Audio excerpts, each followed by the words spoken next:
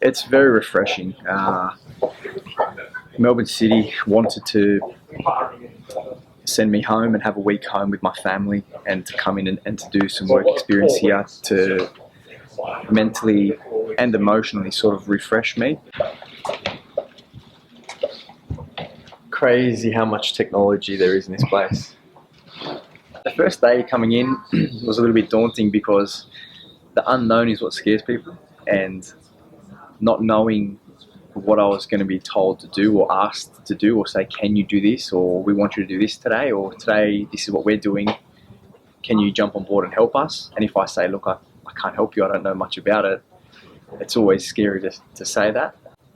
But for a 23-year-old to come and do some experience like this for the first time, even though I laugh about it, it's positive. It's a positive thing, and I think that it's important not just for me but for all players in the A-League, especially the younger ones who are focusing so much on their careers, to come and have an experience like this, and whatever interests them, maybe go and reach out and go and have a go at it and see what it's like, just so you can start thinking about life after football as early as possible, because you can't play football forever. That's certain. The last 2 years with both my knee injuries have been extremely difficult. I now have another year to go through. Coming in to do some work experience at a place like this, it's very refreshing mentally. It takes my focus off a little bit of what I'm working on every day, and really opens my eyes that football is a part of my life, but it's not my life. What out of everything surprised you when you have a player come in and want to learn stuff like this? It's not easy when you're on that end of it, is it? What I'm really impressed with the most in saying that is the level of perfection they have here, because that side of perfection and excellence I apply to every day of my training or rehab or whatever I'm working on. For myself, I can only speak from my experiences that I was definitely a little bit scared to step outside my comfort zone, even though what I'm doing is involving football. So it's still sort of in my comfort zone, in my bubble, which is football. It's still very much also out of my comfort zone. My day at work is normally putting on some boots and going out onto the pitch and training, or getting in the gym and doing some stuff for my body physically. It's not getting in a car and coming into an office every day. So that thought is definitely scary, especially if it's not something that you feel comfortable doing. Football, it's hard for any athlete. I think as an athlete, you're very confident in anything. Most athletes have to be confident in what they do to get to sort of the elite level. Otherwise, you don't get there by not being confident in what your trade is. So to come into an environment where I'm not that confident, I don't know too much, about computers and things like that, and all the different formats, and I was amazed that you could drag a mouse across from one screen to the other.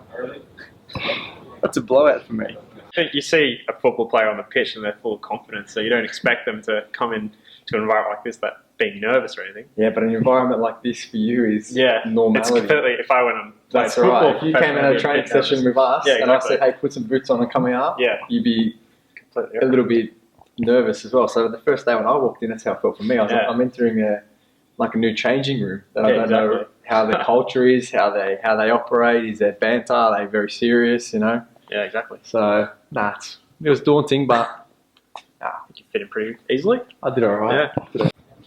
Coming into Fox Sports Studios, this is somewhere where I see myself later on. I've got a lot of focus on my rehab to come up, and if opportunities come up to come in and do some work with them, or they need help with anything, I'll be more than willing and happy to do so. Do you know about the PFA? I know about What's your first thought when you hear PFA? What do you think? What comes to mind? Players representing other players. Yeah, it's pretty close. Supporting them, I guess, and for their wants and needs in the game. Is that in the middle for service? Yep. So this is patient build-up, and we get a chance from it. All around the back. It's extremely important for the players to understand how privileged they are to have the help of the PFA. I mean, not many people could just ring up Fox Sports and say, hey, I want to come in and do a week's work experience, you know. And a lot of players go their whole careers not ever asking anything from the PFA. They have them there on the sideline, and then they finish, or they get to a point in their career where they're not sure and they leave them behind, which is extremely disappointing, because the whole reason the PFA is up and running is to help players. So I don't understand the thought process of players that don't want to ring up and ask, or don't want to make the first step, because they're there to help. And you know, my experience has been nothing but positivity.